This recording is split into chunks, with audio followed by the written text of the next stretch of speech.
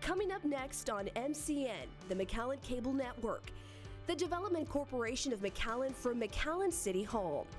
The Development Corporation appointed by the City Commission is charged with making recommendations on how to use money that's been raised from the half-cent sales tax that was approved by McAllen voters on May the 3rd, 1997.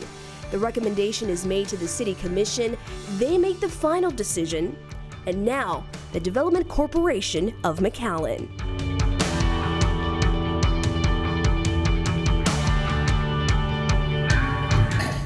Okay, we have a quorum, so we're going to convene our board meeting, and you all have a quorum. You want to call your board meeting to order? Ms. Karen, Advisory board? you called Chair. meeting to order. Yes, I'm sorry. I'll call the meeting to order, please, Okay. at 4:06 p.m. For what? 4:06 p.m. Okay, it's official clock right there. I just kidding you. Okay, so Sorry, everyone. just started. Oh, good. So it's meeting called to order. Now the first one is the 21-22 fiscal year Development Corp applicants, and letter A is Lip Fund Inc. Lip Fund Inc. Where's the hot seat? Right there? here. Right over here in the The center. interrogation seat's right over there. Okay. We can get another chair if there's two people. Kim, can you get her a chair?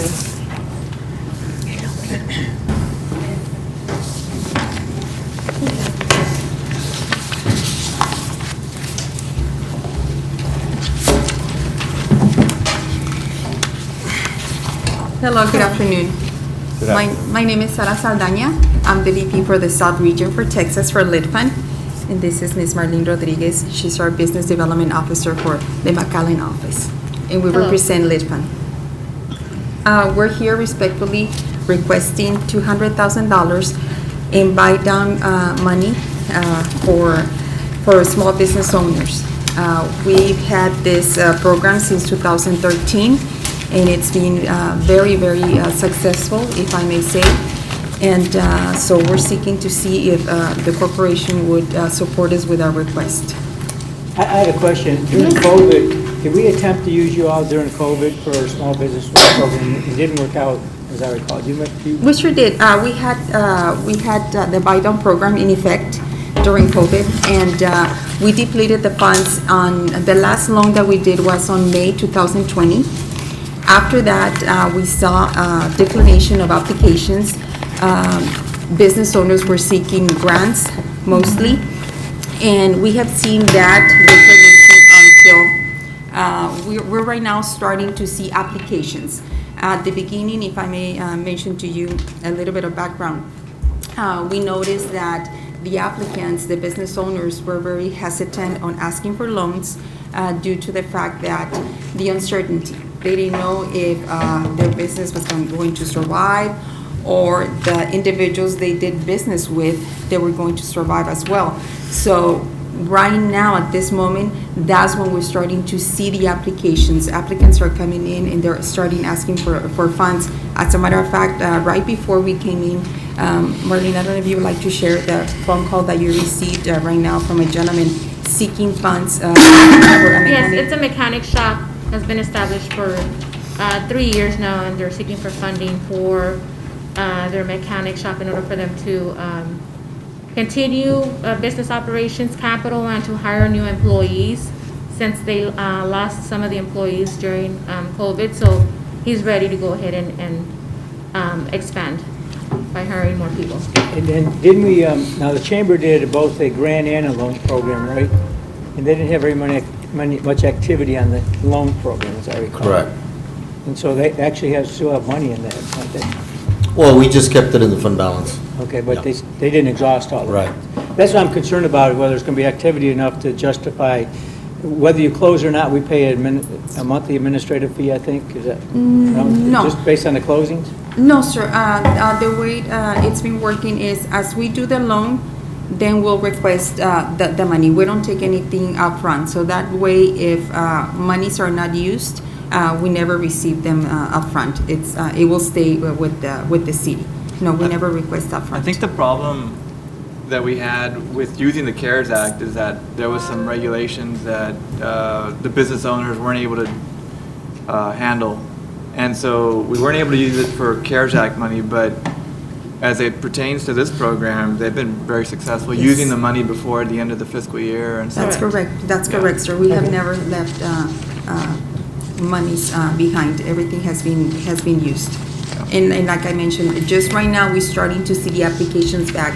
One of the things that I was discussing with Ms. Marlene is that some of the business owners have stated to us, and I'm not generalizing, but just a few that we had conversations with, they had mentioned, you know what, right now, it seems like it was starting like we feel, even though we've been in the business for some years, it feels like we're startups.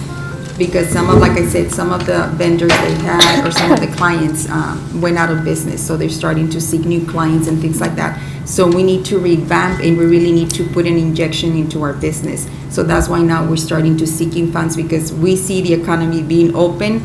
We feel a little bit more comfortable now than we were past months. And we saw that declination in applications in months behind. Are you doing this for any other cities in the valley?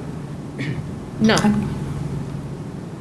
Unless if you were, then you can make an office down here, but you're not. Yeah, so, okay. No, it's just McAllen, yeah. Let's make it. And what's the interest on the loan? 0%. The city of McAllen has been very supportive with the business owners. My apologies. Oh, sorry. What's the interest on the loan? It gets by to 0%. It all depends on the credit, yes. the amount of the loan, the terms. risk, yes. The risk of the individual. We have interest rates starting at 7.5. They can go up to 18%, depending on the customer's credit. But the program buys down the interest Yes. to zero. Correct. Okay. Yes. Yes. Yes. Sir. Yes, ma'am. That's where the grant money goes into play. Yes. Okay, any other So, questions? yes, so just to clarify, the funds were utilized or allocated from this current fiscal year Yes, award? ma'am. Yes, they were. Yes. And then I had another question, is there a local board member on the board yet? I think we'd asked about that previously. Yes, you mentioned that, and one of the things that we started doing prior COVID, and I'm not using that as an excuse by all means, we started having conversations with some local individuals, here local banks. I think we even reach out to one of our Chamber of Commerce. So we're having those conversations. So it has been looked into it very seriously, ma'am. Yes, to answer your question. Okay, any other questions? I guess, you know, instead of voting on each individual one, we just, if there's no questions, we'll assume that the full, whatever the request would be, what would we vote on? Or do you want to do it individually? Mayor, this is just to hear Right. presentations Oh, at this point. okay. The CD committee will convene in a couple of days and make their recommendation to the DCMI board, and then at their discretion, they Okay. will make Okay. their We don't allocation. make a recommendation to the city commissioner or nothing? Not today. Not today. But the board will. Oh, the board will, okay. Okay, and then no other questions? Thank you very Just- much. Thank you one for your minute. time. I appreciate it. I just have one question. Yes, sir. In 2019, I guess it said that in turn, I guess the loans generated 91 full-time and 79 part-time. Are y'all measuring new jobs generated, or are those jobs a mix of retained and new? We have both, sir. We were looking into new jobs and also retained. If I may give you a number, so far since we started the program in 2013, just so you know, sir, and the committee, we have 407 jobs retained, and jobs created, we have 269 since ignition. So, and that's one of the requirements that the city has imposed on the program, that they have to generate jobs. Yes, sir. Okay? Thank you. Thank you so much for your time. We Okay, really thank you. appreciate Thank it, the you very much. consideration.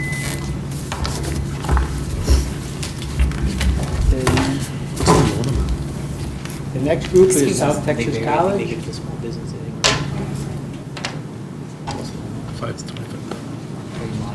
Our program. Makes the interest. And the request is for 400. Oh, the request is 500. 500,000. Up from 260. Thank you. Good afternoon, City. How's it going? I'm Leonel Garcia. I'm the training manager for the Institute for Advanced Manufacturing at South Texas College. And we are here to seek $500,000 in our most recent application. STC is applying for $500,000, which is the same amount we proposed last year. This number is based on our assessment of training needs of our industrial businesses in McAllen. In addition to our internal data tracking procedures, we received input from local plant managers, new and prospective businesses who relocated through McAllen EDC's guidance, and from student surveys. While the current year funding amount is less than what we are proposing, we are requesting an amount that is aligned with actual training needs for the new and incumbent workers in McAllen. Now, part of the reason why we're asking for more funding is one of the work areas most affected has been employee learning and development. The mandate to move employees to working from home has made it impossible to provide in-person, classroom-based skills training. We have had to implement and expand online business models to compensate for lockdown-related restrictions on doing business in person. This has created an increased demand from digital skills training. However, in some circumstances, some companies have been able to do in-person training based on the job role. Fortunately, the pandemic has helped accelerate our development of online courses. We have worked with our college's distance education department designers to upload many courses to Blackboard, which is our online learning platform. Now, our plans in terms of moving forward, our plans are to continue offering online business model, being that it currently works out for many companies. As the state and city of McAllen continue to see a decline in COVID-19 cases, we expect in-person training to grow both on-site and at our campus, just how it was pre-COVID. We also expect an uprise in training, being that many companies have held back in training their workforce until it is safer.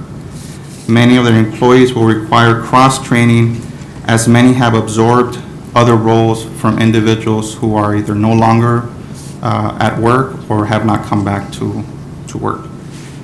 And also we have been offering COVID-specific training to help businesses and employees transition back to full production and employment in a safe and responsible manner.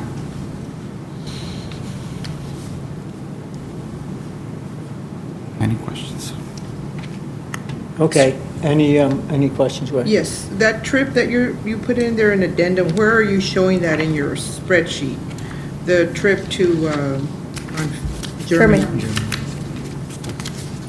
Is it under workshops and conferences? Is that part of it? Yeah, it's part of work for us and conferences. We are still not sure if it's something that's going to be done. It is something that we have been in communication with our Festo, which is the company who we've been working with and who we are certified to offer training. That is something that we're still working on, but we went ahead and included it in case it's something that we're able to make happen. So that's already in here, in that number? Yes, it's part of the travel training letter A workshops and conferences. I had a question. You all do, and I realize you're kind of a recruiting tool for McAllen Economic Development Corporation. When they recruit manufacturers, they talk about free training, et cetera, provided by the college.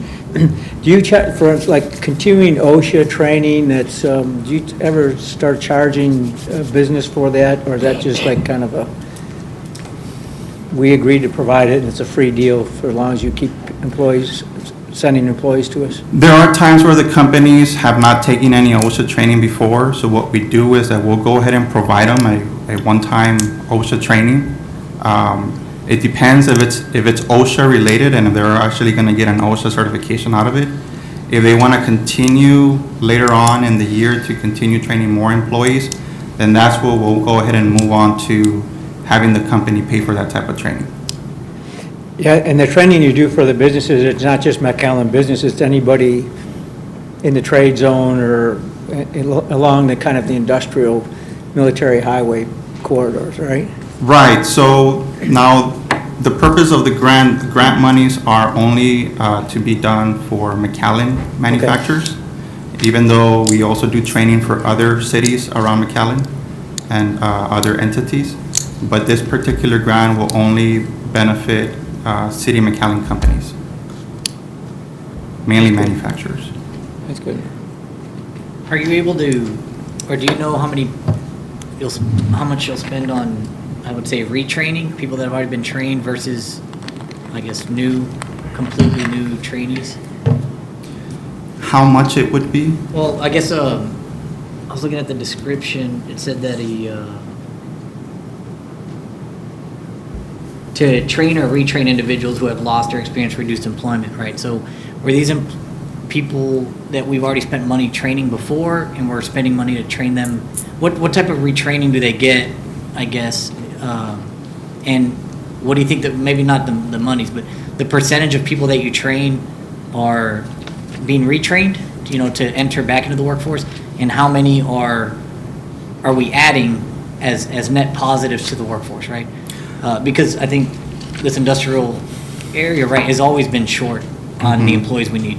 So, I think it's very important that we get this type of training. Right. But I was just curious, maybe if you had that.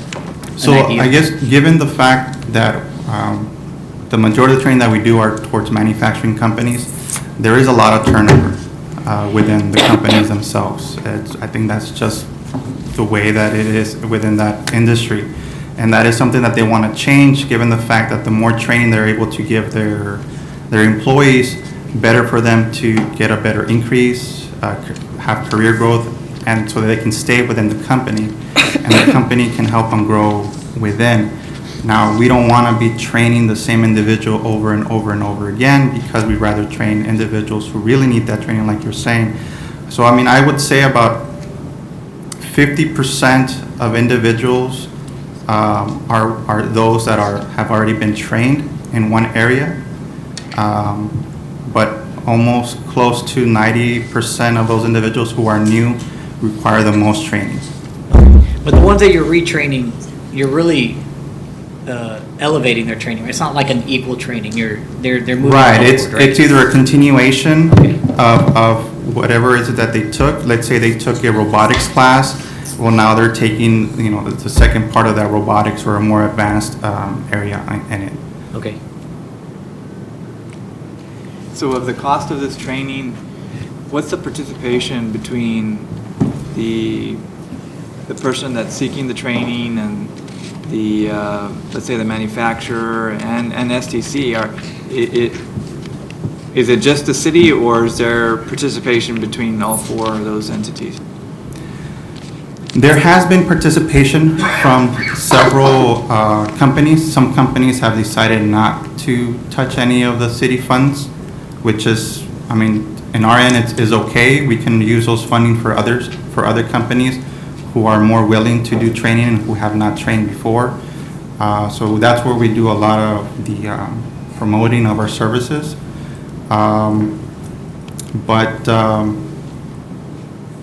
you repeat your question again? Well, so I'm wondering, because obviously South Texas College receives revenue from various sources, property taxes, among other things. So I'm wondering, of this setting up this training, the city puts in some money, but who else puts in money to this training, for this training? Does the college put any money? Does the manufacturer? Does the trainee? Anybody else? The college itself, we don't use the college's revenue. The way that our department is, even though we're within STC, we're kind of separate from STC's revenue. So we're kind of, let's just say we're kind of like our own small business within.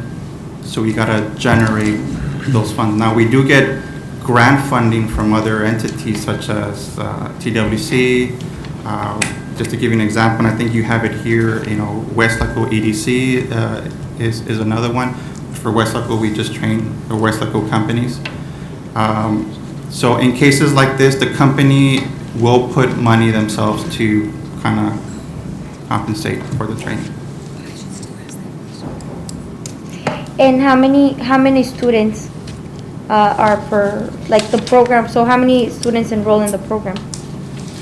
So every time that we have submitted an application, we always try to serve at least 750 beneficiaries or employees from City of McAllen manufacturers. And we've always passed that number. And so for this the one we're currently in, our goal is to reach 500 students. As of the end of April, we are at almost 400. And so, we still have a couple months to go. And so we always try to maximize the funding that we have to try to offer as much training as possible to as many individuals. Is the request 470,000 or 500,000? It's 500. And you're gonna train 500 students with 500,000? No, for this particular grant, the number of proposed beneficiaries is 750. Which is like, what, $750 per student or something? I'm doing the math. $666.66. $666 per student. And the program is how long? The programs differentiate. It could be from 2-hour training to up to 80-hour trainings. It depends how technical the training will get. There'll be a lot more hours for them. If it's something like, say, customer service or team building, those are courses that'll range between 2 to 16 hours. Questions about the administrative costs. So, about 86,000 of the total funding for registration. Part of that is salaries and wages, and part of that is fringe benefits. Right. My question is, the salaries that are currently being paid to these individuals, for example, the administrative assistant, the secretary, and the customer service tech, is that money that would be added because of increased hours of those particular employees because of this program, or are they not working additional hours and this would be money that would be compensating them towards their efforts for this training program? Yes, it's more of their efforts. So part of the salaries and benefits that we're asking is to cover a percentage of what we will be focusing on within this particular grant. The remainder of their salaries and benefits will either be covered from our in-house revenue or other grants that are available that we are working on. So this is money that would pay them additionally, or this money would pay for them regardless whether you get the grant or not? So if we do get this grant, this will cover a percentage of their current salary. If we do not get if we do not get it, or we get less than what we are requesting, then we will have to adjust the percentages of the salaries and benefits, and we'll incur the costs. Understood. And my last question is, the money that would be going towards the fringe benefits would be allocated towards what kind of benefits? Your typical medical benefits, medical, TRS. And those are costs that would be paid regardless? Yeah, health insurance, yeah. Those are costs that would be paid regardless whether this program is instituted or not, is that correct? Whether it's put into place or not? Yeah, so these are current employees that you have at STC. So they're currently getting benefits like medical? Yes. Yeah, they're full-time employees. So this would subsidize some of that money that they're currently getting? Yes. Thank you. I have a question. The cost of the college or of their? It'll subsidize the cost of either the department because it's really a cost of the department, not really overall the college, because we have to generate revenue on our end. And so, I have another question related to the administration costs. So the request on page 4 is saying that you need $86,900 for administration, and perhaps it's a typo, but the total agency administration budget is only $82,000. So I don't know where the discrepancy is, but the request is more than the agency budget for administration. I would have to check, because I show it's 17% the administrative percentage is, I believe, less than 20 or no more than 20? It's in the application part of the. Oh, In the spreadsheet, in the Excel spreadsheet? No, it's on the application request.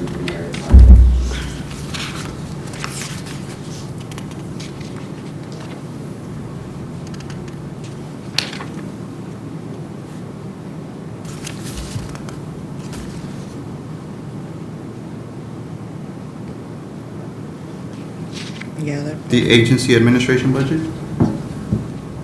82,670. It should be 86,900. And so there's a different budget? Yeah, so it would be increased, it would be increasing their budget for current Okay. administration. That's how I understand it. Okay, that's probably right. He's saying that you're increasing the budget from 82,000 to 86,900, the administration budget. As far as I'm concerned, it should be 86,900. Because we're That's the amount of the request. But your current budget for administration is 82,674.07. Is that correct? Okay. Seems wrong, That's I how mean, like an error, That's how I right? understand it. That's why I was thinking it was a typo. Yeah. And also, Yvette, on the Excel spreadsheet under total admin and direct, it's got 983,775. Is that not supposed to be the total agency budget? So is that off as well? Yes. Okay, so it looks like we have a little work on the Excel Okay. spreadsheet, maybe to match up your request. Okay. We'll make sure to get that taken care of. Mr. Garcia, I had a question on there is a breakout sheet, and going back to Omar's question, if you could maybe help us a little bit under your revenues and expenditures by quarter. You do a breakout statement. I just don't know what it covers. When you go down to the summary at the bottom of the page, what is that covering? Is that a 12-month period, or what is that? On your revenues and expenditures report. It says Office of Industry Training and Economic Development at the top.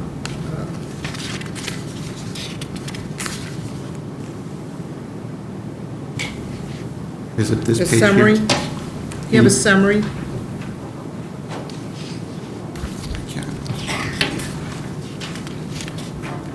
Oh, okay. Okay, can you repeat your question again? Sorry. Can you go over, what is that summary at the bottom? What is the period of time that covers? Is that a 12-month period, That is quarter? as of September 1st. Our fiscal year starts September 1st. So it covers a 12-month period? Yes. Well, in this case, it's only covering from September 1st of 2020 up until the end of March of this year. Okay, so it's okay. You're looking at the same thing, right? The small box at the Yes, bottom? down here. I was just not clear on what that report covers, and if that's already showing all of your revenues, all your expenditures for your department, which is, I think, what we were kind of trying to Yes. get to, instead of the college, No, this is our department revenues and expense report. We don't include the college because, again, the college does not provide Well, no, any- that's what we had asked for a few Yeah. years ago, so I was just pointing to that to see what period it covered. That's Yes. all I was asking. Okay.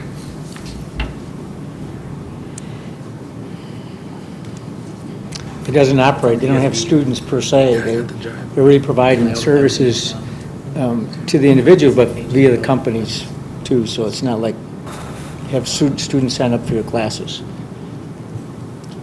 I mean, like the department gets in the college setting, they get based on the student population and et cetera that they have here. This is more services to the individual companies from that standpoint. And that's why I always ask them, why don't you have the companies pay something after 5 years or whatever it is for OSHA training? And they just never do. I don't know what the answer is, but they just don't. And this is just an incentive for the EDC, I would imagine. It's an incentive for the EDC. That is one way that they're able to recruit a lot of these companies. A lot of companies always look for training, whether they have to pay for it or, I mean, but obviously if it's something that the city of McAllen can subsidize, I mean, that'll be more of a,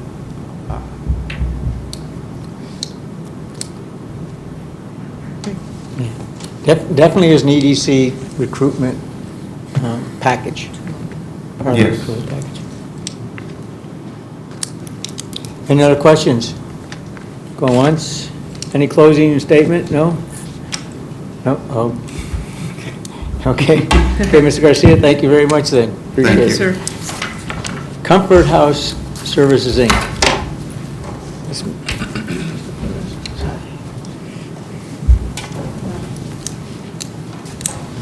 We give them 140,000, could we give them from the general fund, EDC and CBDG? So their total budget is like 400,000, so we give them a pretty good portion of their budget, and they serve the whole county.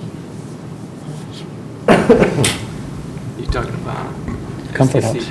Oh, Comfort House, I thought you Yeah. meant STC. Yeah, EDC, but they only give, our portion only just goes to McAllen companies and South Texas College too. Got it. Good afternoon, Honorable Mayor, City Commissioners, DCMI Board, and City Administration.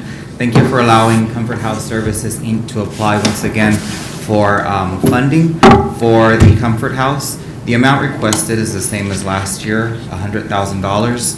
This amount is for the salaries of 10 of our caregivers. And our caregivers are our employees that are taking care of the sick there at Comfort House, and many of them have been there for several years already. Back in January 19th, as a matter of fact, we did our best during the pandemic to keep COVID outside of Comfort House by taking every precautionary measure as possible, but it snuck in on us. And at the time when it did, we had 9 patients.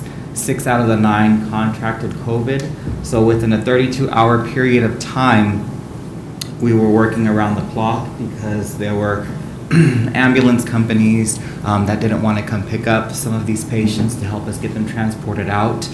We are not equipped to handle COVID, but the funding that I'm asking for are for the employees that did their best to keep everything under control, as we did not have all of the PPE necessary. We did our best as I wrapped up our staff in trash bags and sprayed them down with Lysol as we held the hands to those individuals that had contracted COVID that were asking us what was going on with them on top of the terminal illness. It was a very scary experience, and it practically was a living nightmare. After 32 hours that we worked around the clock, ensuring that every single individual was taken to a safer place to where they could be cared for, we did have to close down for 2 weeks because 2 of our employees did contract COVID as well from this. However, they are doing just well, and we're thankful for that. And we opened back up on February 2nd and taken more precautionary measures. All of our staff are now fully vaccinated, and any family members that are coming in must present their vaccination proof as well. And we're doing our best to continue to keep them out. A lot of the referrals that we did get last year for the patients were COVID related, and we did have to tell them no because, like I said, we are not equipped or trained to handle the virus, but we do our best.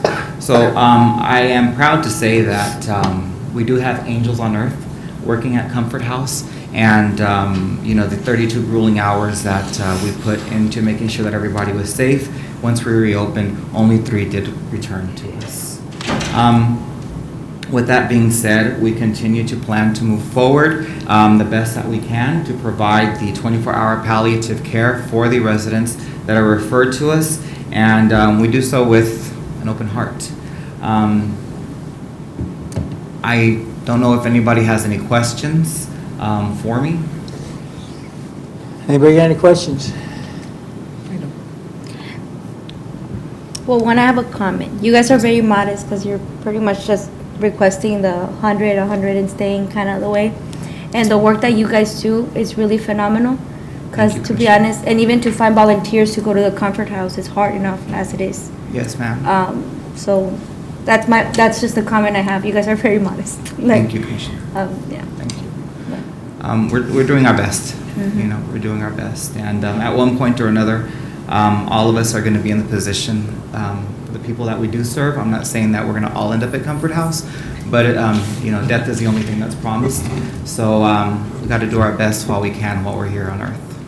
And as a board member, Laura Gonzalez Peña, and as a board member, I was there to observe back and forth of what was going on, and I was amazed that David had the patience and the people that volunteered and the staff members were able to correlate all this and the time and period that this was just going.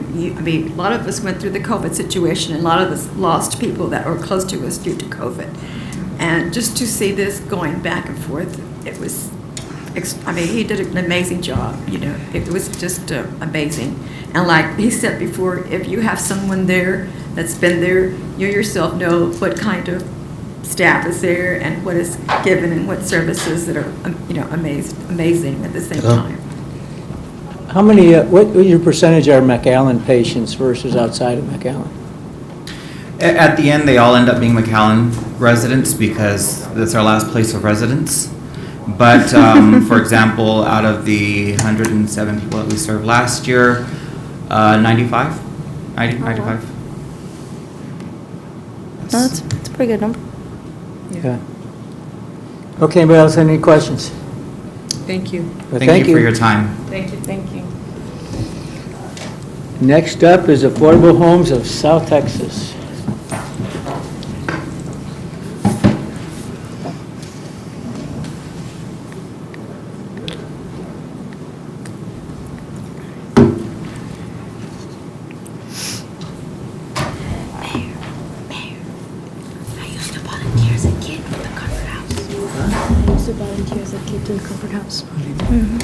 That's when I learned about it.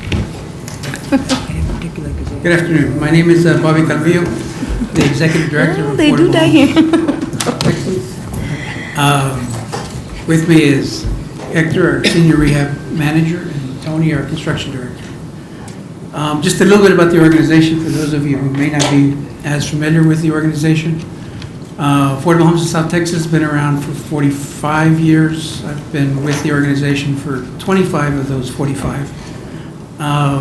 We are a local nonprofit. We essentially do home rehabilitation, new construction, subdivision development, homebuyer education, and everything related to the home buying process.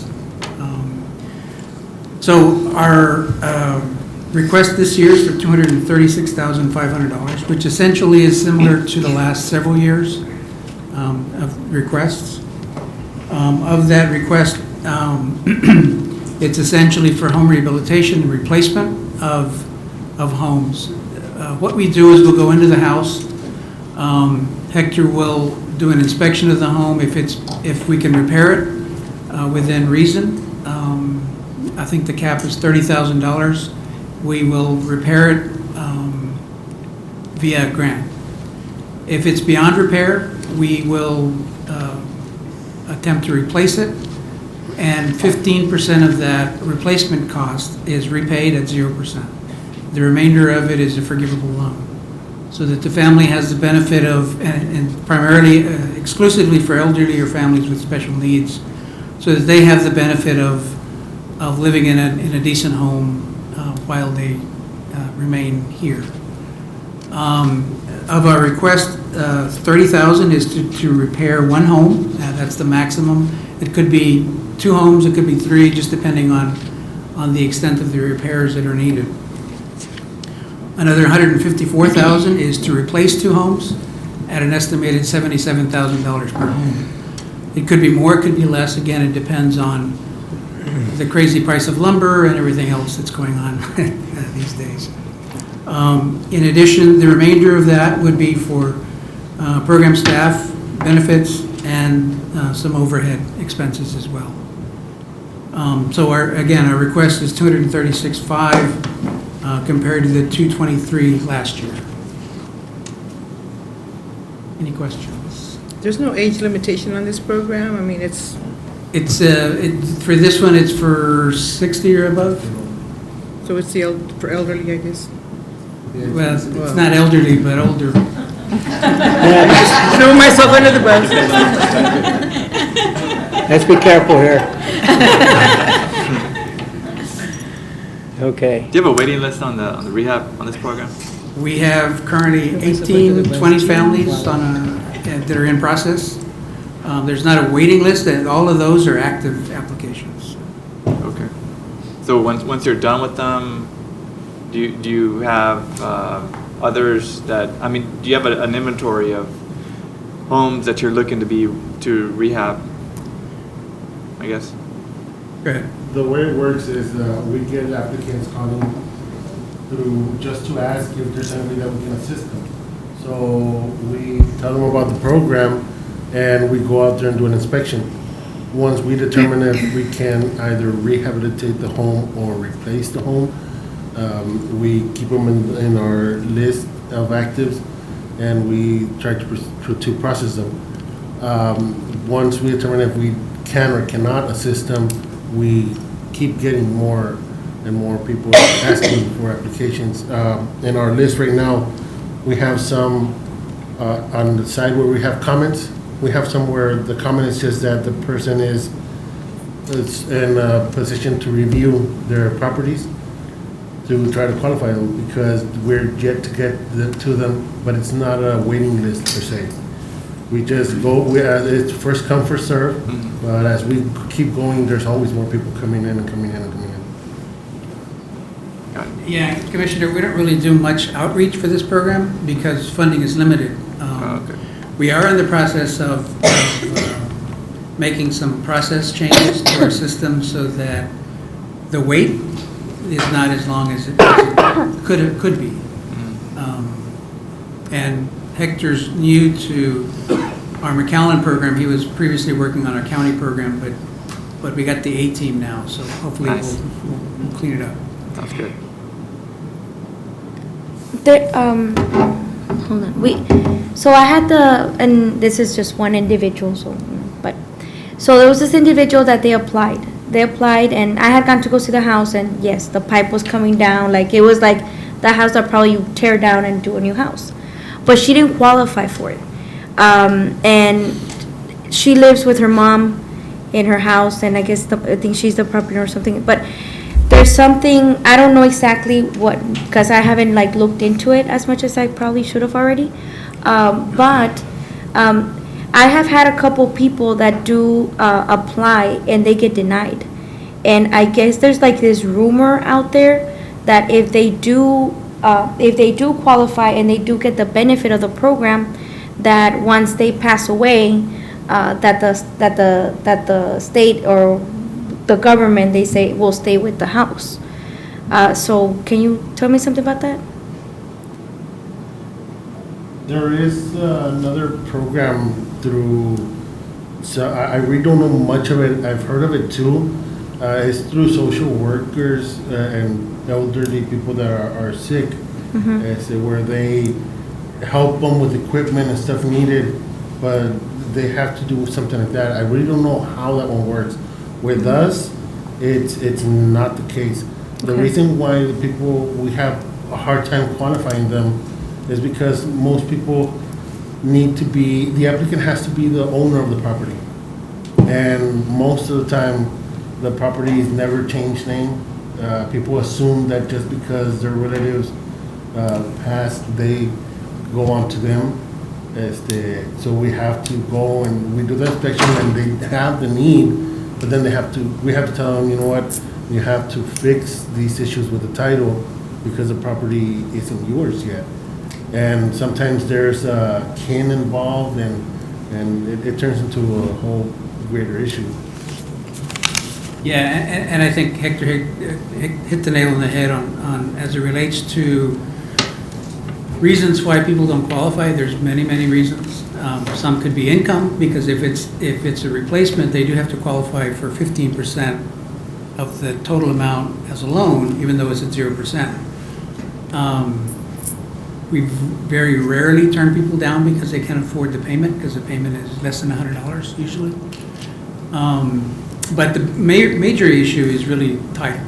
Okay. Mom and dad died without a will, and there's 5 kids, and they're all fighting with each other, and it takes quite a bit of time. And so what we usually tell them is, if you can help us work to get the title clear, then we can start working on it. And most of them say, no, never mind, unfortunately. Okay, any other questions? Going once? Your total request is $236,500. Yes, sir. Okay. Well, great job. Keep it up. Appreciate it. Thank you. Thanks, sir. Thank you, Bobby. Thanks, Bobby. Vida is next.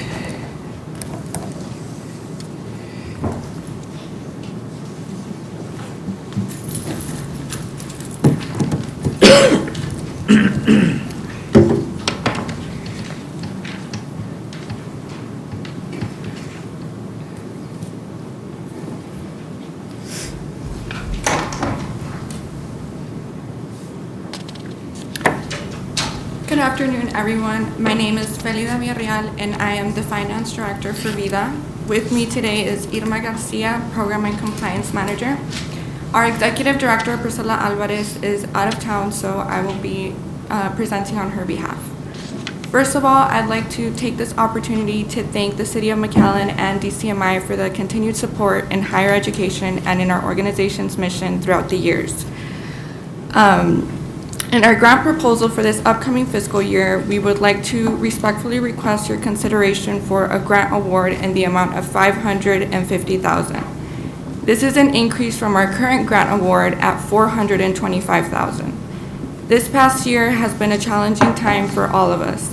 COVID-19 had a severe impact both in our community and in our organization. Prior to the pandemic, our grant award from DCMI had remained fairly consistent at $531,000. As McAllen begins to gradually fully reopen its doors and transition back to normality, we would like to emphasize the importance of increased human capital investment. Education builds the best workforce, and for the past 25 years, Vida has provided the resources and tools for education success. Through our unique program model, our counselors provide academic guidance and individualized counseling to help our students overcome the barriers and challenges such as financial struggles, family responsibilities, life stressors, and as well as time management. Vida counselors also work closely with our students to supplement their traditional classroom coursework with soft skills training, including resume building, interview preparation, financial planning, and effective study skills. Vida recognizes that the financial barriers for our students go beyond their inability to sustain the cost of tuition.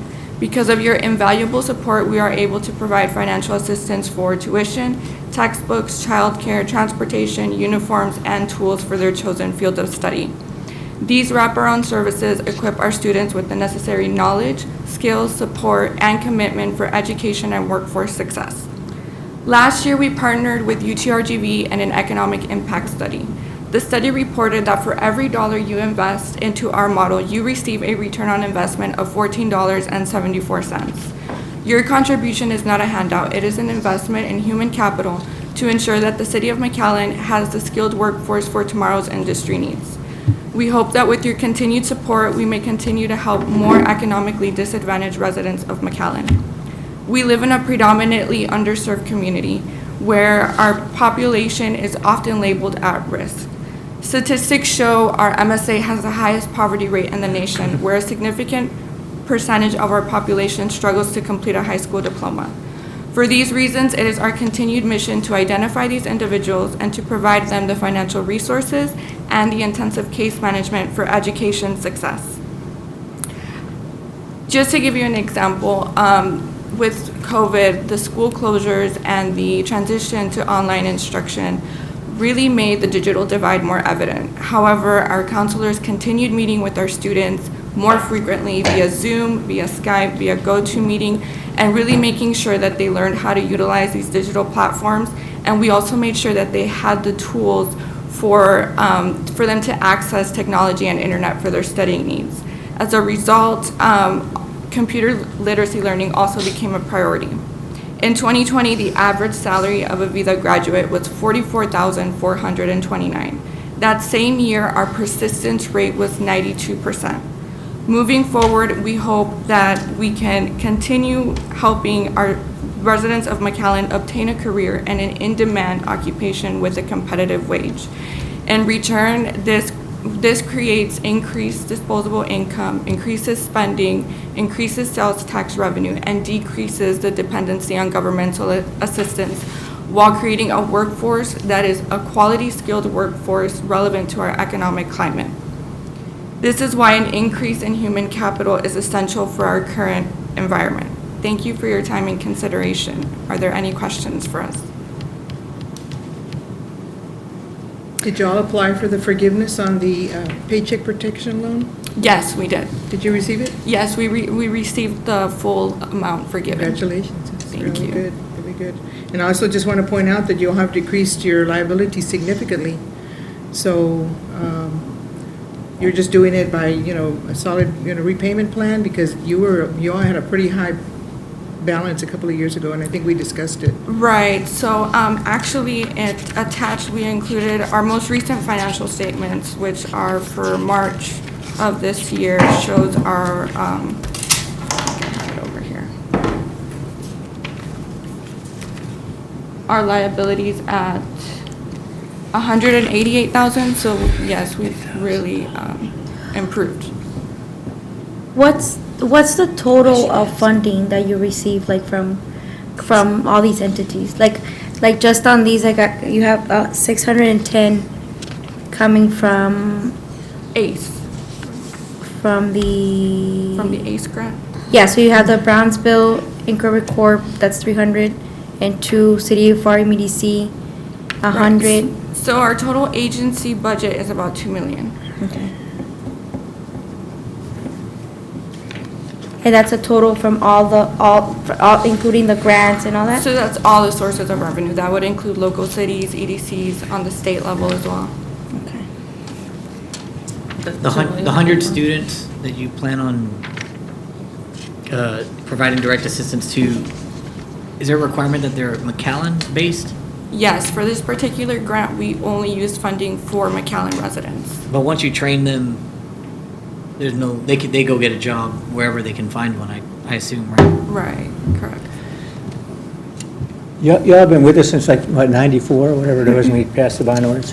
And since 94, we've seen high schools now have 2-year graduate, to get associates degree out of high school and all that. Did you ever measure that impact of those changes in education with what your program does, and how that affects it in a positive way or not? I would think it'd be in a positive way. It's just a cough. Can you repeat the question? Yeah, since 94, when we first started out, we didn't have going to high school and getting an associate degree during high school or early college programs and those kind of things.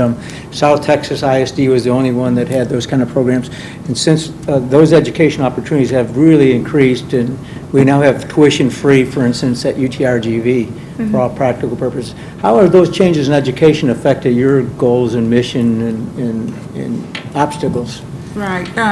It really has not affected it. What we have seen in Vida is that the students that graduate from high school and they get their associates or they get a certificate while in high school, and they go away either to a university upstate or out of state, or even here in the Valley, what we've noticed is that they come to Vida because they have used up their financial aid while they were in high school, and the classes that they were taking in high school do not transfer over to the degree that they are studying. So Vida comes in at that point and supplies them with the financial aid. Have you talked to the high schools about that? It's kind of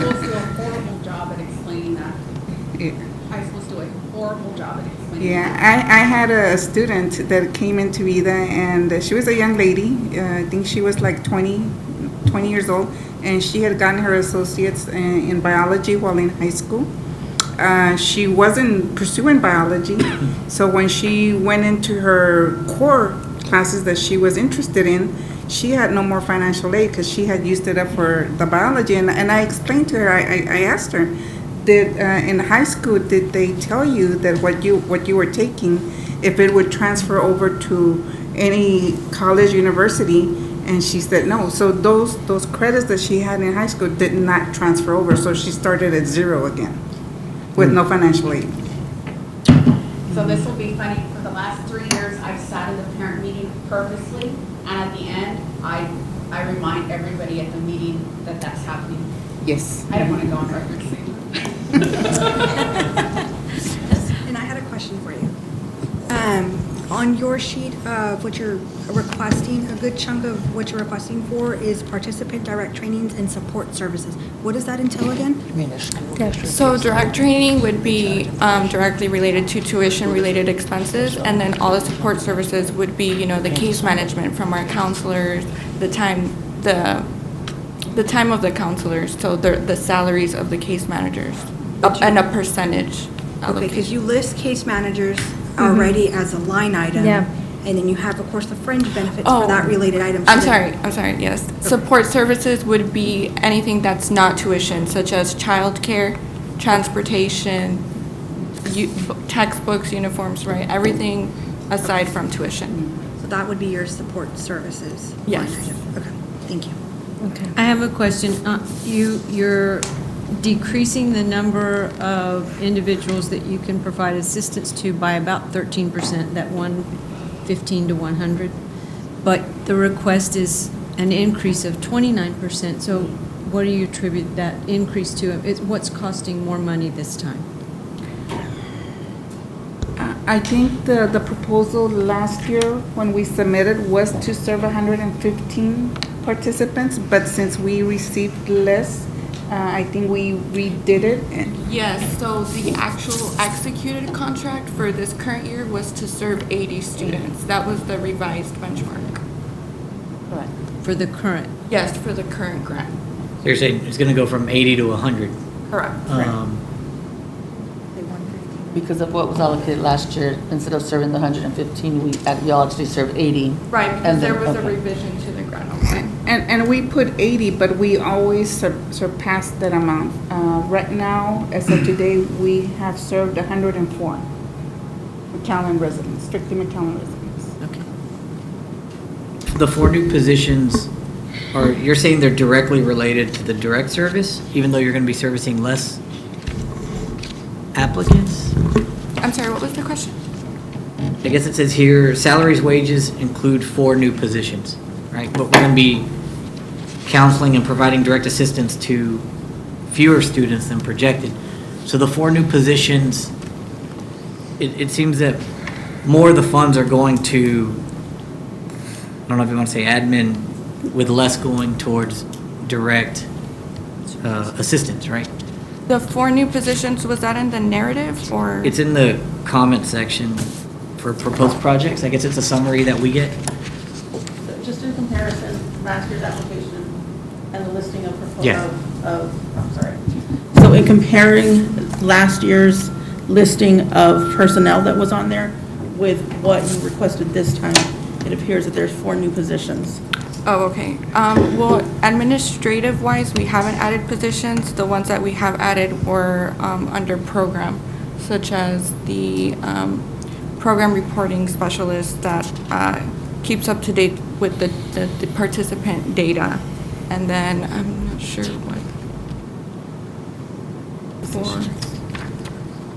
But in terms of administration, the positions have been the same. Okay, I guess I would think that an increase in requests for funds would equal to an increase in how many are going to get direct assistance. But it seems to be turned where there's an increase in funds, yet a decrease in the amount that are expected to get direct assistance. So I guess to what Karen was asking, is the increase, is it going primarily towards other costs, not related, I guess, to operations or direct assistance? Well, it's actually related directly to the number of participants because we're adding 20 participants from last year.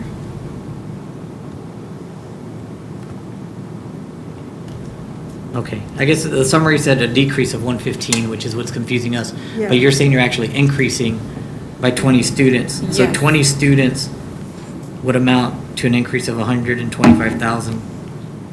So I did the math, so. And the amount requested is even more than the amount requested in 2020 through 21. And I believe a little more than 19 to 20, I think. Do you have the amount for? That's right. 531 to 550? But the increase is 125 from what was actually allocated. Right, but what we actually got awarded this year was 425. Yes.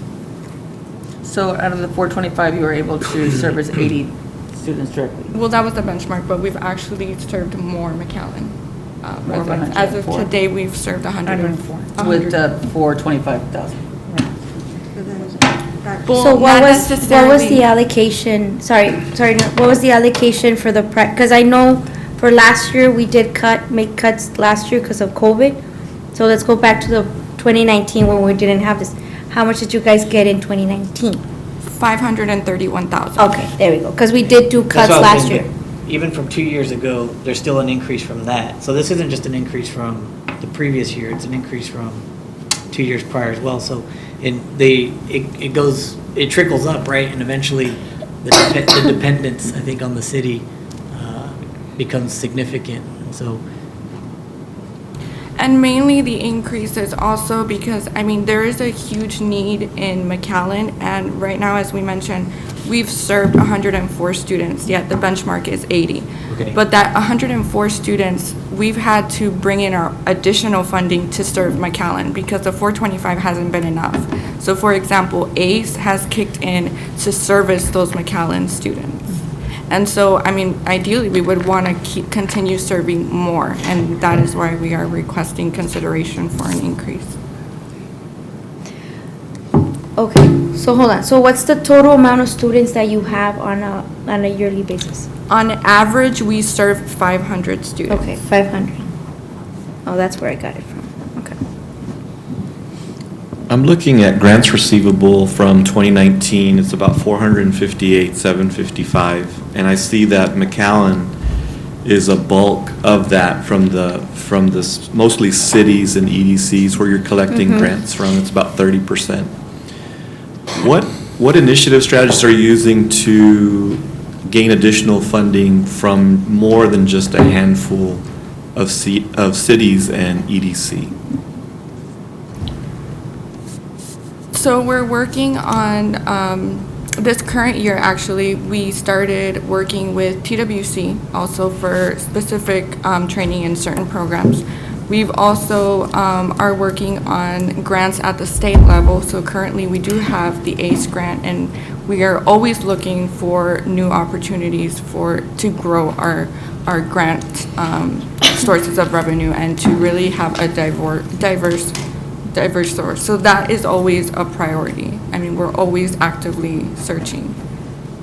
However, I would like to mention, when we have these conversations, at a state level or from also foundations, we have several foundations that support our program. The first thing that they ask us is, or they mention, we love your motto, we believe in your mission.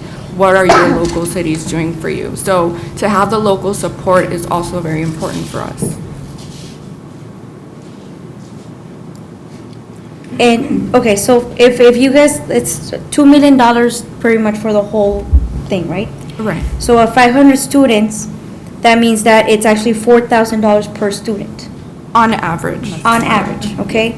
So if we do that, then do the 104 students, and just because, the comment that, now we're the ones that pay the most out of anybody, and now we're saying, well, now we need more money to pay for the people from McAllen, because we already carry most of the weight of your program.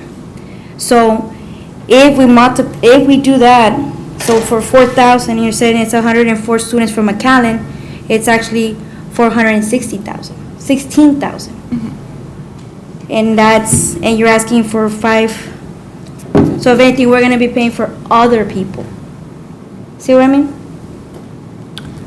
Not other people, because this grant is specifically only McAllen residents. We don't use it for any other residents that don't live in McAllen. And however, 4,000 is the average, but we do have, more than, or about half of our participants are in allied health fields. And typically those programs are more expensive than other ones. So typically those can run from 6,000 to 7,000 a year for that participant.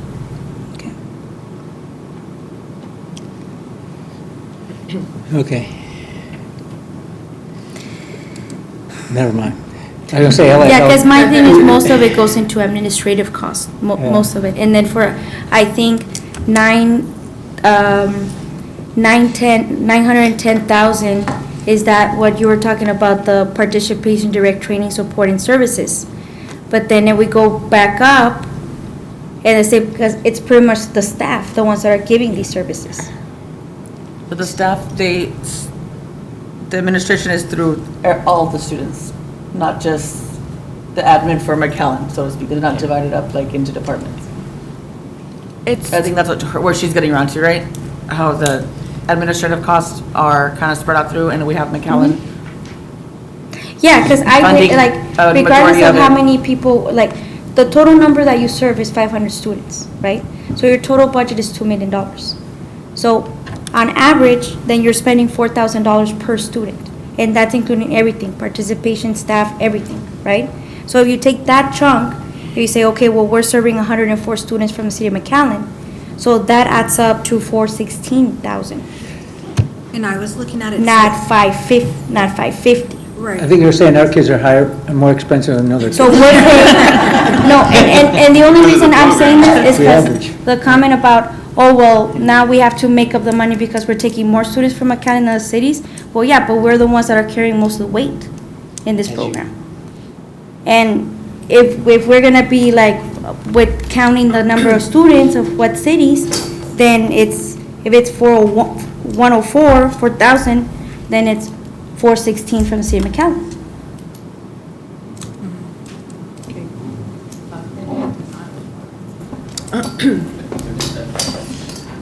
Okay. The only thing I'd say about healthcare things is, like, most of the healthcare training is in for-profit companies, and so like a phlebotomist they get loans, and they end up with a phlebotomist certificate, and they owe $6,000 or $8,000, and they start off at $11 an hour. Just single mom with 2 kids. That's great. She got a profession, but she's strapped with this debt. That's I've read about student loan programs, and the great bulk of those are for-profit and proprietary schools, non-university schools. But hopefully we don't steer them that way without some education and training, and here's what you can expect when you graduate, and here's the loan amount that you're going to have to pay back. So, anyways, that's all I got to say. Okay, thank you very much. I appreciate it. Thank you. Next one is a Swing Street Big Band. Where's the instruments? You got the instruments to play for us? Oh, this is JJ's baby. Are they here? Going once?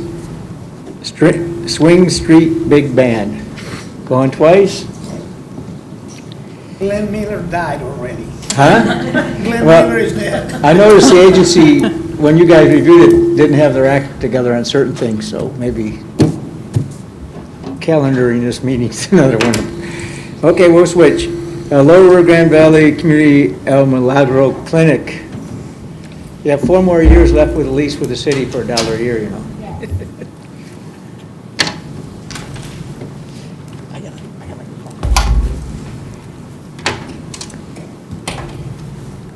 Hello, everyone. My name is Marisol Resendez, and I'm the Executive Director for El Milagro Clinic. And I, too, want to thank the City of McAllen, the DCMI, for allowing us to come before you and present our proposal for funding for this upcoming fiscal year. And we're very grateful. The city has not only been our funder and supporter, but our friend as well. So thank you for that. Our proposal, or I guess I can say a little bit about the clinic and all the services that we provide. We focus a lot on the integrated behavioral health model, so we provide primary preventive and behavioral health care services. We also provide laboratory services on site, prescription assistance, nutrition, education, counseling services, and wellness activities. And most recently, we were very fortunate to have partnered with CVS Health in providing or being a free COVID testing site that is still running, and it will run until October of this year, and also a vaccination, COVID-19 vaccine clinic. So we're very blessed that that came in also because as our friend from Comfort House was saying, COVID was very difficult on our staff, and I am also, proudest of them, and knowing that every patient coming to our doors would be tested if they had symptoms, COVID-like symptoms, that they would get tested right next door to us, Suite B of our beautiful building that belongs to the city.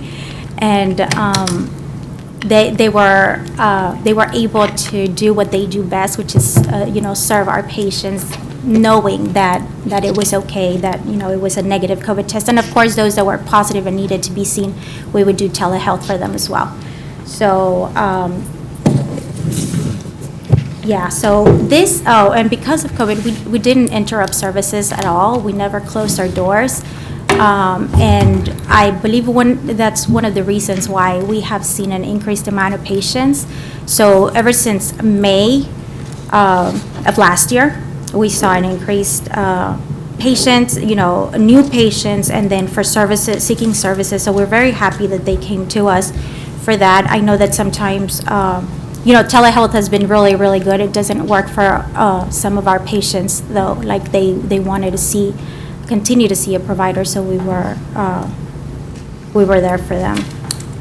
And our application is for $260,644, and it is mainly to cover a percentage of our operations, some of our operating expenses, but mostly it's a percentage of our personnel. So, and it's about 15% of our entire budget. And also, I wanted to say that I'm very, I was very happy to hear what, I know about these agencies that are presenting before y'all, and it's something that it's important for everyone. I know that we're working on getting a little more information on what the needs are, because they changed a lot during COVID.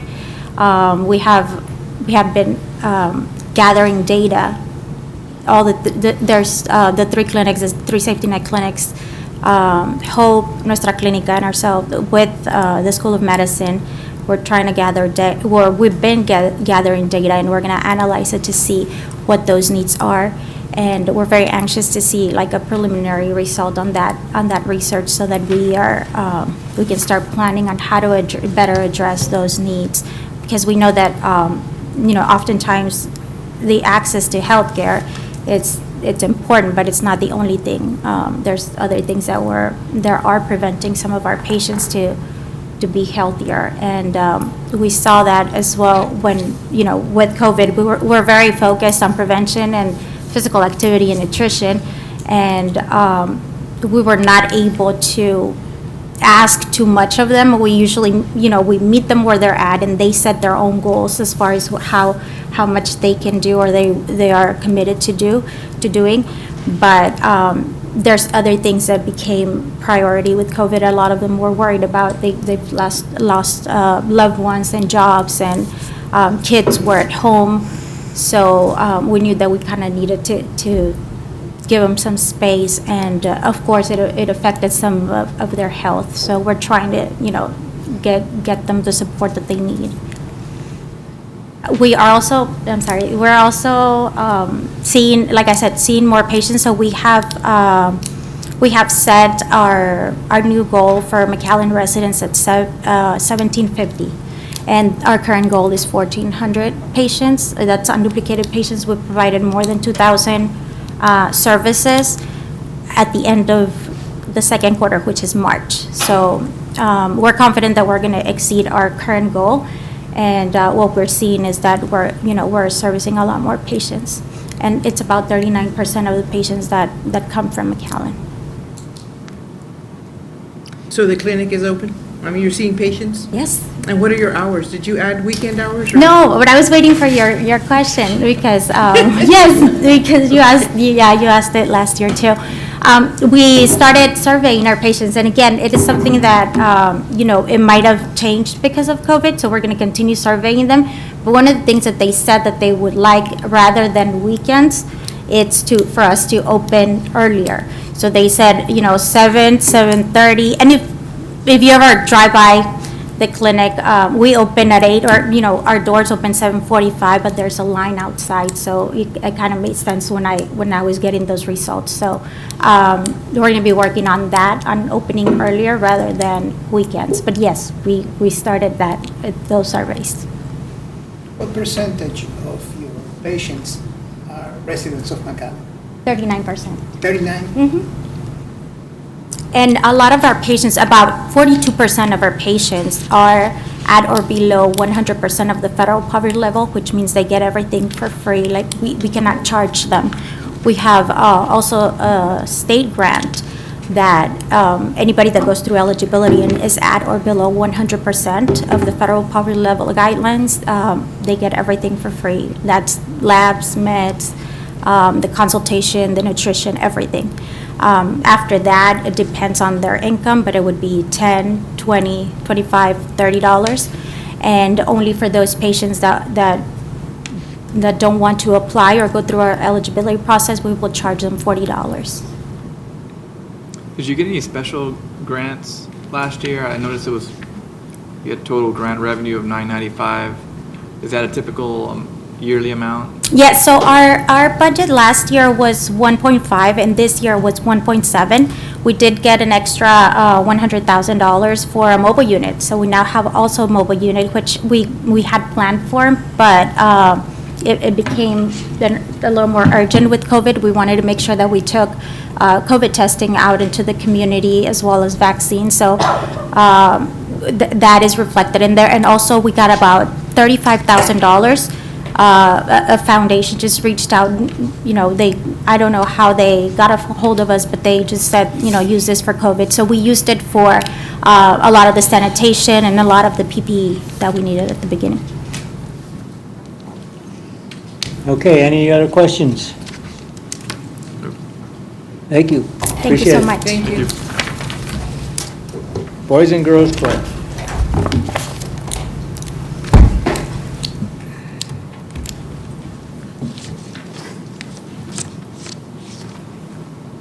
I finished that. How long did the thing last? Which one? The airport thing. Oh,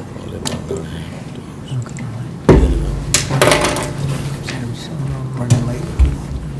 I have two documents that are going around. I guess is the teacher and me. There's a visual one that'll go that way, and then our COVID support strategy that is a nice visual synopsis of what we did in 2020.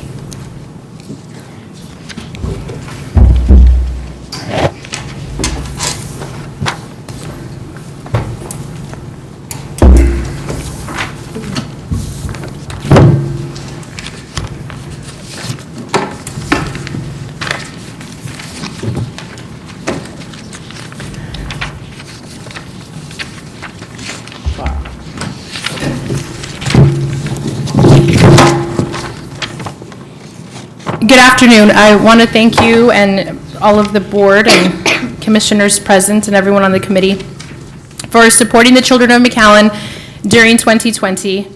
If you notice first, I'd kind of like to begin with the historical aspect of what you helped support in 2020. So if you notice our COVID-19 support strategy, it offers a nice kind of visual synopsis of the support programs that begin actually with City of McAllen employees with the Heroes Club. We were only closed for 3 weeks as soon as the shutdown happened. And we reopened to make sure that all of our frontline workers and essential workers had a safe space for their children to go during the pandemic. That started with Heroes Club in early April. I don't know, can you all hear me? This kind of seems, okay, great. And then we also, of course, created, we were just extremely creative with food boxes, delivering foods directly to homes. We also, had thousands of dollars distributed to local restaurants where we purchased gift certificates so that families could not only get cold food, but would also be able to have food delivered to them, hot meals 3 times a week. We were very strategic with that. We really have our ear to the ground regarding all of our members. So when this happened, we're very familiar with all of our members and all of their stories. Many of them reached out, immediately told us that they were let go from their jobs. And so we made sure to continue to support them.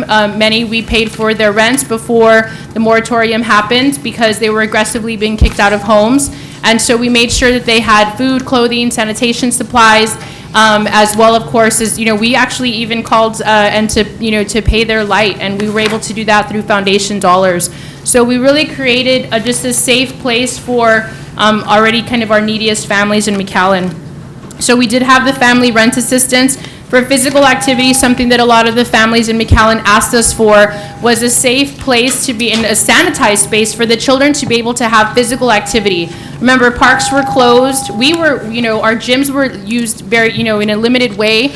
I'll never forget when Dad came up to me and he was in tears and said, I didn't know what I was going to do with my son anymore. He didn't have anything to do. We had no place to take him. He was tired of the trails.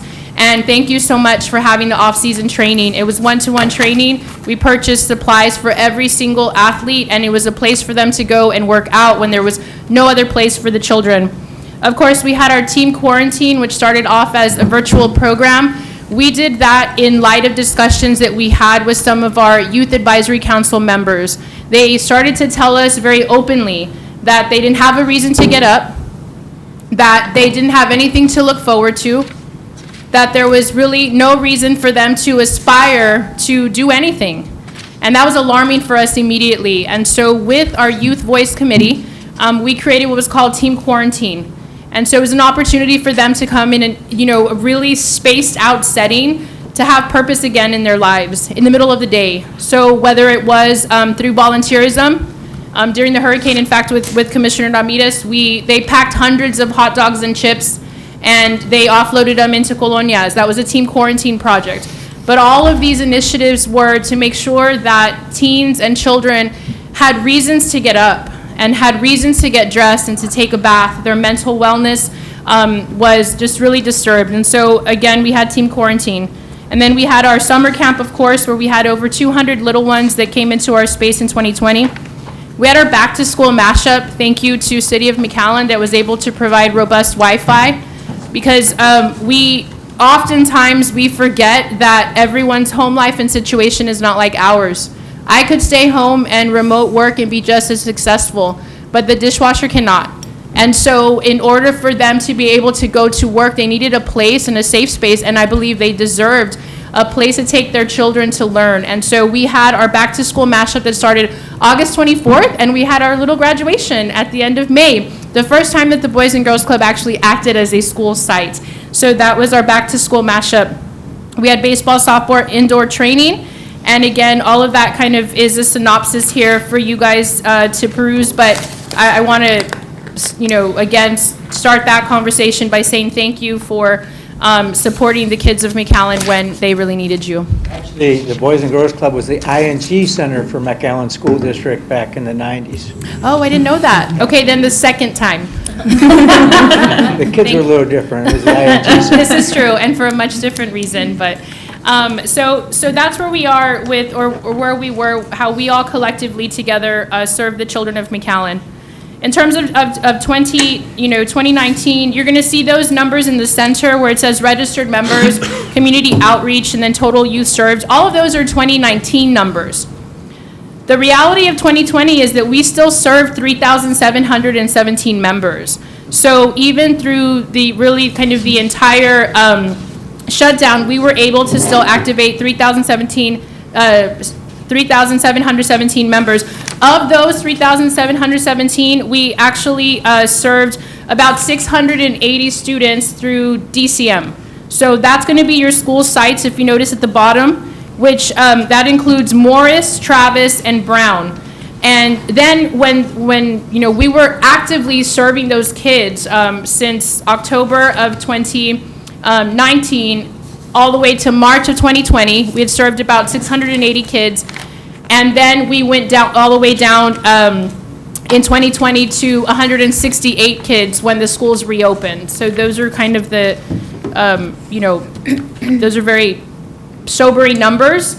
I do want to bring up, though, that because the CDC recommended a 10-to-1 ratio, our costs were still the same, if not more, because we were able to serve kids in a 10-to-1 ratio in a classroom setting. So I do want to bring that to everyone's attention.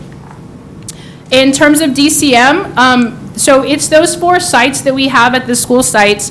However, through DCM, we're able to activate athletes at those schools to participate in our Elevate program. So you'll notice the vast majority is really direct service related when it comes to the monies that we use through DCM. I also want to note that because of the limitation that we currently have and have had serving kids in our facilities, we actually opened up a school site this summer, Thicpin Zabala. And so Thicpin Zabala, what we're doing is using those DCM monies in order to be able to serve our neediest area. The principal was willing to open up that space, and so we actually were just really innovative and worked together to create a Thicpin Zabala clubhouse for summer camp, which truth be told was not in our original proposal. However, it is an extremely needy area. And so know that some of those DCM monies are still serving the population that were presently in the grant.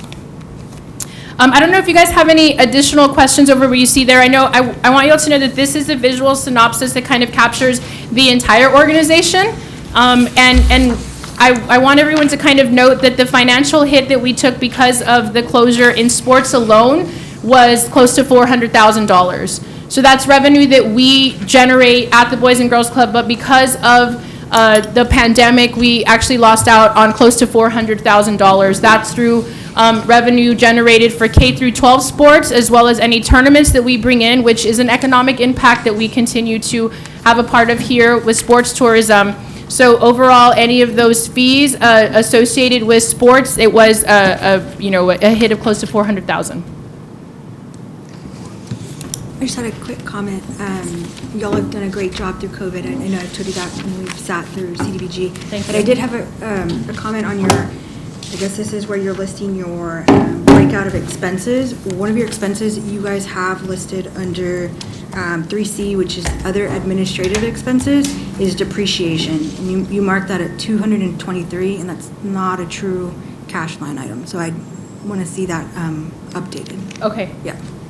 Yeah, that's a discussion that we continue to go back and forth. I think it's really just a financial philosophy, because I know our finance committee. There's others that, but I thank you. I'll definitely note that. Thank you. Yeah. And I'm actually pulling that up. Gabriel, where were you pointing that to? Where is that? If you're on the P&L. Yeah, on their profit and, well. On their Excel spreadsheet? No, it's not on their or- profit and loss. It's where they're listing their expenses regarding the entity. 3C, other administrative expenses, and the form is the funding source, Development Corp of McAllen. The bottom, it starts 3C at the bottom, and then the top of the next page, line item K shows the depreciation expense, $223,000. And since depreciation is not a true line item, go down. Oh, yeah. It's easier to see. What page of the PDF? It's easier to see on the P&L because it's clear. 12 out of But 128. Yeah. I think y'all were just probably copying your P&L, just showing out there. Yeah, no, absolutely, for sure. And we've had a lot of discussions in our finance committee regarding that, regarding that item, yes. So I definitely can bring that back to them. Also, I did think we it's have good a it's carryover or an extension on Boys and Girls Club event? We did, we requested it, but they were able to expend funding within the deadline. Okay, good. So really, yeah. Because, well, and what we've seen, which is incredible, and I want to give you just where we're at. So year to date, 2019, compared to 2020, we're actually serving more kids now. So we're currently at an activation of 2,735 kids. And the reason for that is because we have shown, in my opinion, we've shown the community that we are the best place for, for youth development and for athletics. So what we're noticing is more kids from across the region are participating in athletics here, which again, when you think of economic impact, I continue to try to work with Robert at the Chamber to really see what that number looks like day to day, because the reality is that people from Harlingen, from Los Fresnos, La Jolla, from all across the region are coming into McAllen every single day to participate in sports. And those are not small numbers. And so we're looking to see what that model might look like day to day.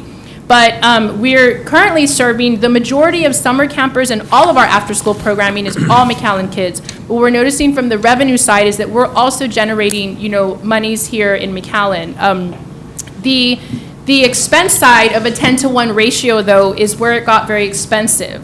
So there was a need, once schools opened back up, there was a need for after-school programming, and there was a need for in-clubhouse, care. But the 10-to-1 ratio is where we had to immediately start to kind of hire new additional staff and even create, temporary barriers so that we can be in adherence to CDC guidelines. So that's why we were able to kind of expense out so quickly to serve more kids. Mm-hmm. And to be honest, I like that you focus on the word impact on your thing, because you guys really stepped it up a lot during COVID. And like, these are the type of programs that at least I like to support, because what we give them is shows. Like, they come in here, they show what they've done, and with the kids in our community, and not just with the kids, with the parents.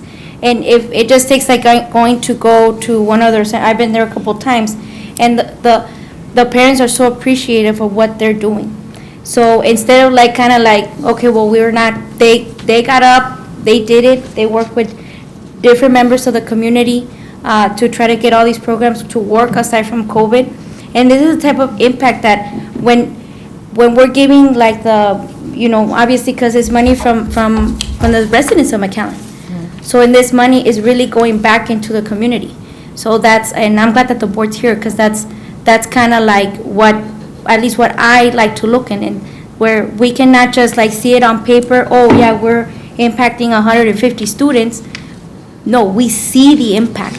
We see the impact that these programs are having with us. So, Dirla, congratulations. You guys did an amazing, phenomenal job during COVID. Thank you. And my hat goes to you, because you were a huge part of that. So, yeah, no, thank you so much. I want you guys to hold me to something. This is a goal. I just like to be held accountable for things. We are starting our summer camp.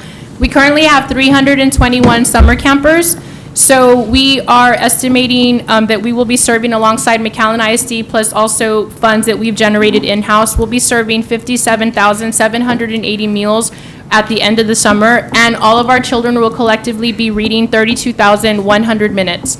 And so that is the most important thing when we talk about impact, economic impact, educational attainment.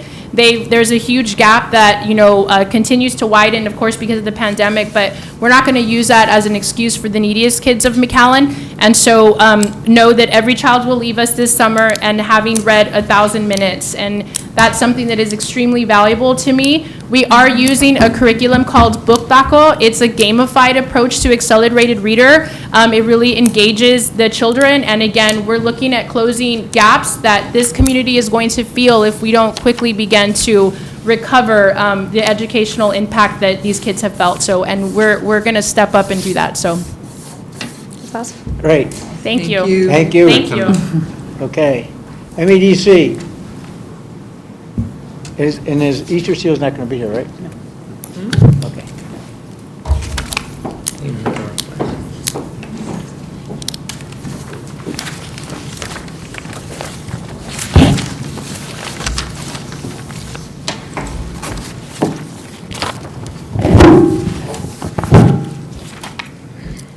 Good evening, Mayor, Commissioners, members of the Development Court Board. Thank you very much for this opportunity to come to you with our request for funding for our organization. We have been a partner with McAllen for almost 34 years now, so it's been a long time, and I think together we have helped McAllen grow to the point where I think we now need to start looking at moving up a little bit. With me, I have our Vice Chair of the Board, Mark Freeland, and Sorry, Mark, I know you're used to applauses when you're in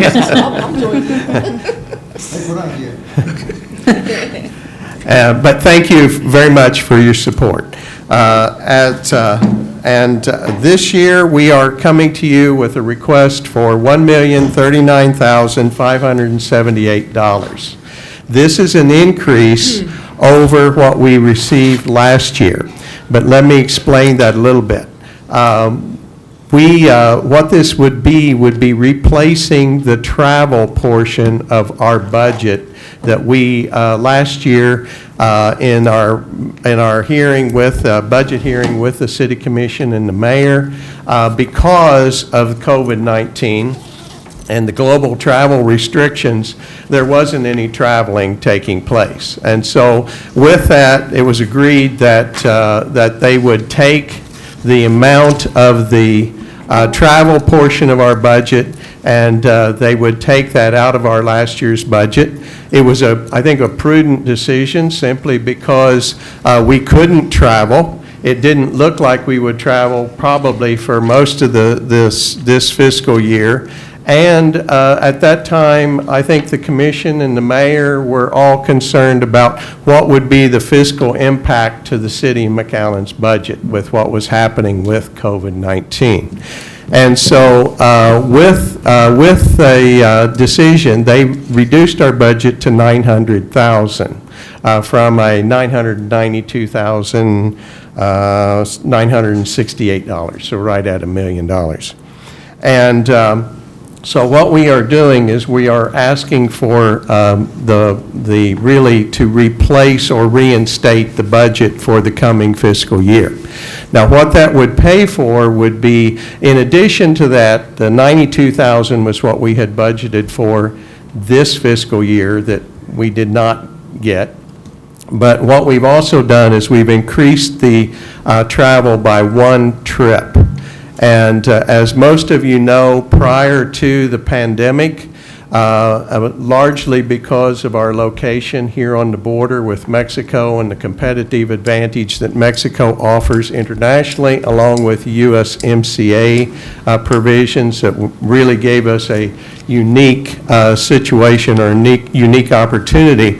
We were just beginning to really recognize a lot of success with our travels among foreign companies, particularly in China and Japan, but primarily China, as well as Europe. In Europe, when we actually have 4 companies that were working from Europe. We have continued to work throughout the pandemic.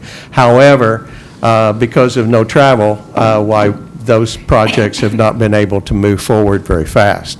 So as a result of the pandemic, we've suffered just like I think everyone else that we're all aware of the situation, but particularly with the travel restrictions that we've been dealing with, we have immediately shifted to Zoom calls as well as conference calls to continue to stay in touch with our projects and our companies.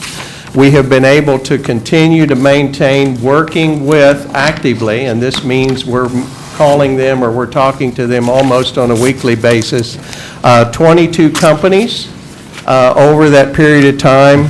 And those companies, now that we are beginning to see COVID-19 beginning to I think hopefully see the light at the end of the tunnel, and assuming it's not the headlight of a freight train, why we should be fine, and we are beginning to see companies now that should be making a decision on their location within the next few months.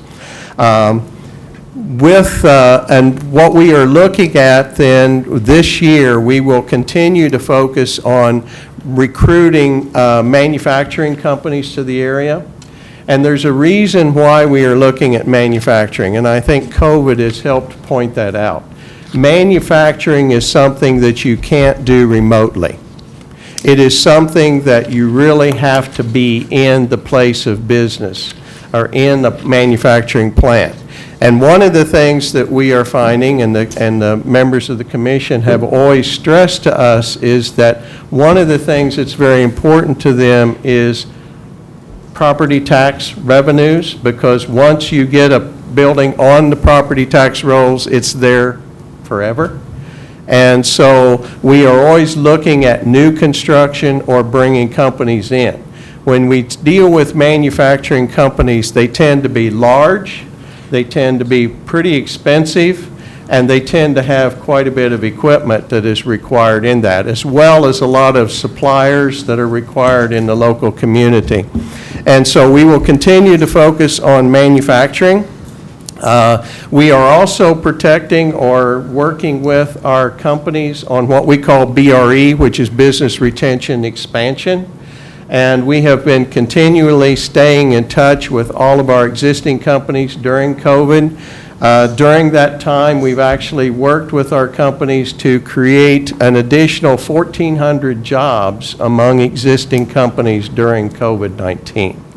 And then we also have been able to, during the last 12 months, during COVID, we've also had 4 companies that we have committed into the area that will create, or in the process of creating, another about 830 jobs in the area. So we have continued to create jobs during COVID. It's just that because we can't do ribbon cuttings, or we haven't been able to do ribbon cuttings or groundbreakings, we haven't been able to tell a lot about that story.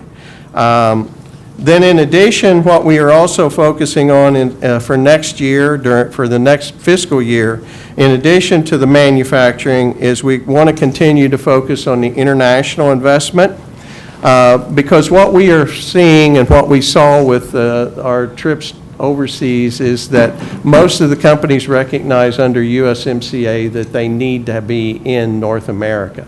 And because of the competitiveness of Mexico, this area has a strategic advantage over most other areas. It is our strategic advantage over other cities within North America, most of North America. And if corporate income tax goes up, which is what we're hearing, it could happen, that will probably even drive more companies to look at the border region or Mexico as an opportunity to manufacture. And again, added that to our competitive advantage of geographic location, we feel like there's a great opportunity there. We're also going to continue to focus on helping our existing companies to grow and helping them upscale their jobs.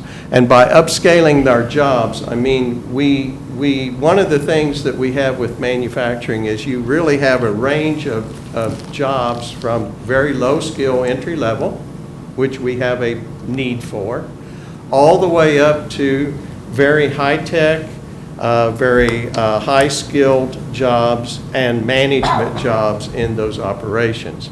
And what we want to do is to start focusing on our existing companies to start bringing more of those higher skill, higher wage jobs into the area. Because we at McAllen, if you look at our unemployment rate now, even in this situation, we are fairly low. Historically, we're very low even now.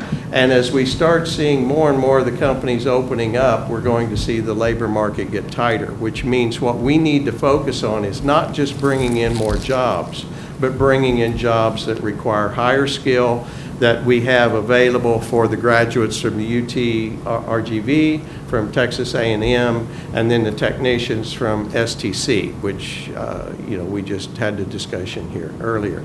They are extremely strong help for our efforts in bringing companies in, because every time that companies come in, they are looking for the quality of the workforce and the ability to train their workforce. And so all of that fits into our strategy for next year. And then we also want to continue to focus on jobs that are really much higher tech, and that would be your software, your medical technicians. Now that we have the medical school, we have been working with the university in how do we create more medical jobs, particularly in the pharmaceutical area or the medical device area. We have a number of companies now, most of them are in Mexico, that are doing pretty high-tech medical equipment. And we now are talking to them about bringing more of their operations here.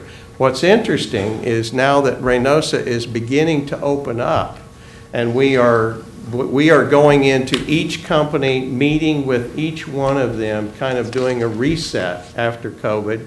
And what we are finding, so far we've met with 8 companies, and all 8 of them have major growth expectations for Reynosa.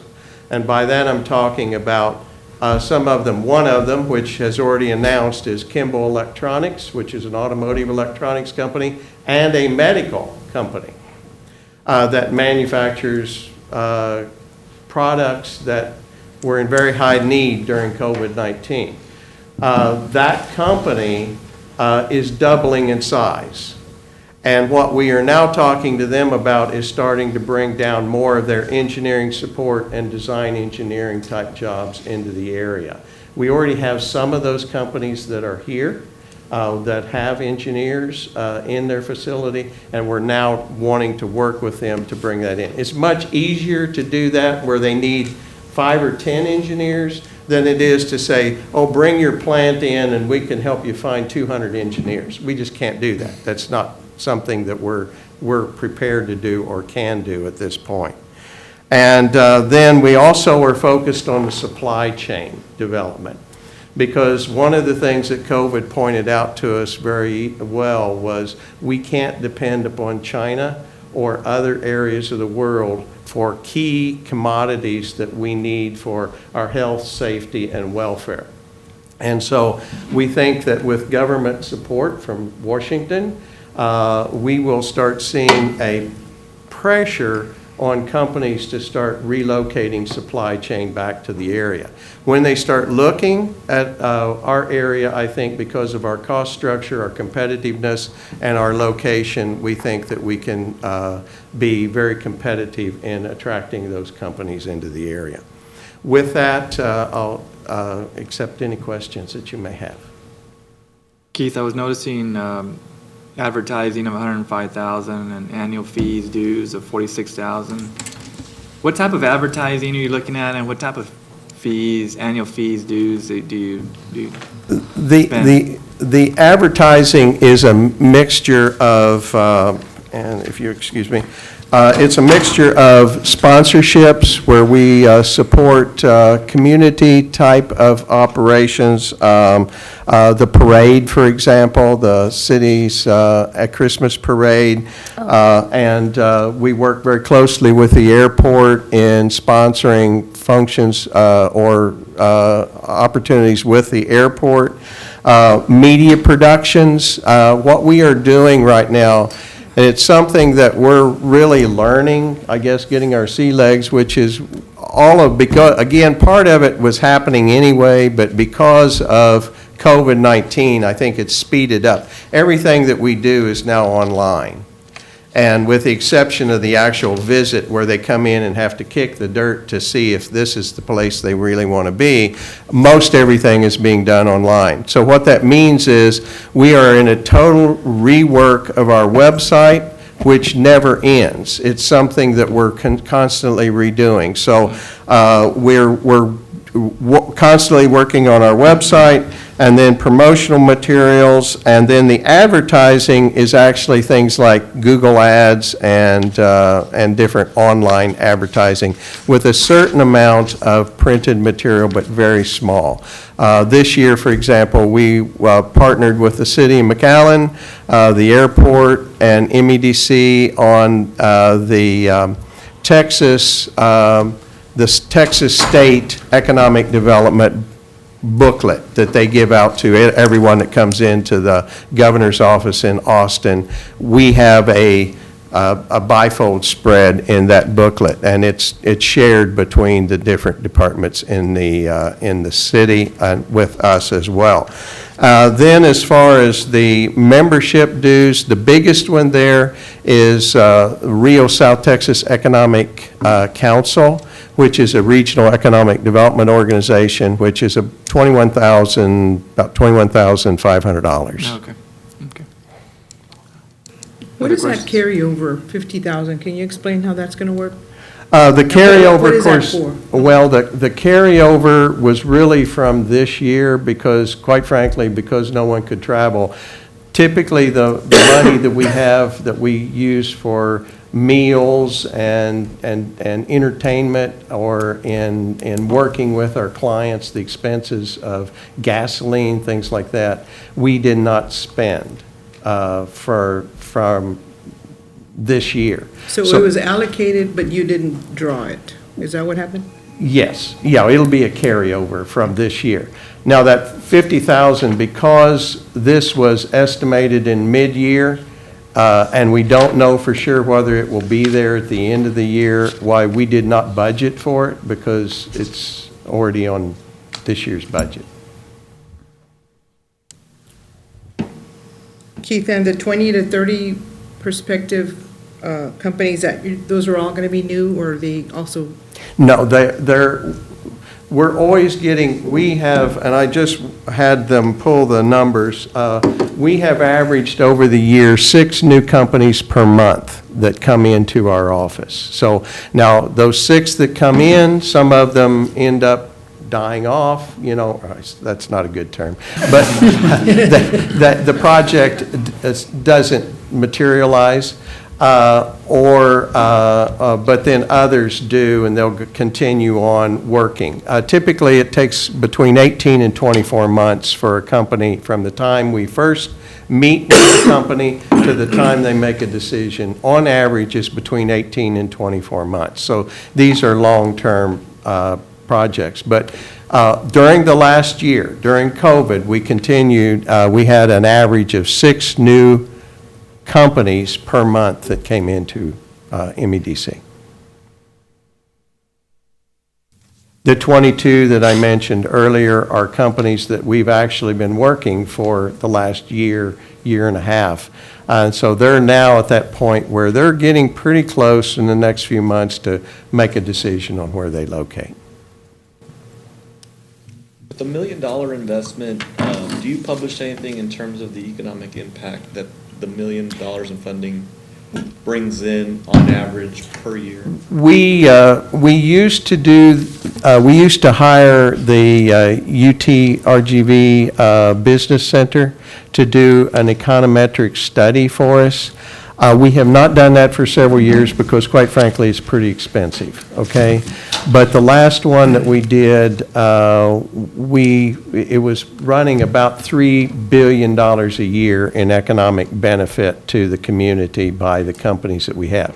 And what this measures, and some of this requires the work of the companies both in Reynosa and in McAllen would give us how many dollars they spent on supplies locally, how many airline trips that they or their personnel took, how many houses did their families or their employees purchase during the year. So it was fairly difficult to get, but they would work with us if we give them advance notice. And all of that generated about $3 billion a year is what the economic impact was.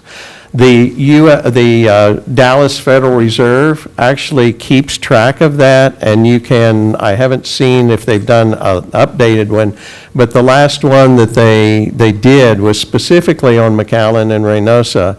It said that for every 10% increase in output of the plants in Reynosa, generated 6.6 jobs, or 6.6% increase in jobs on the U.S. side of the border.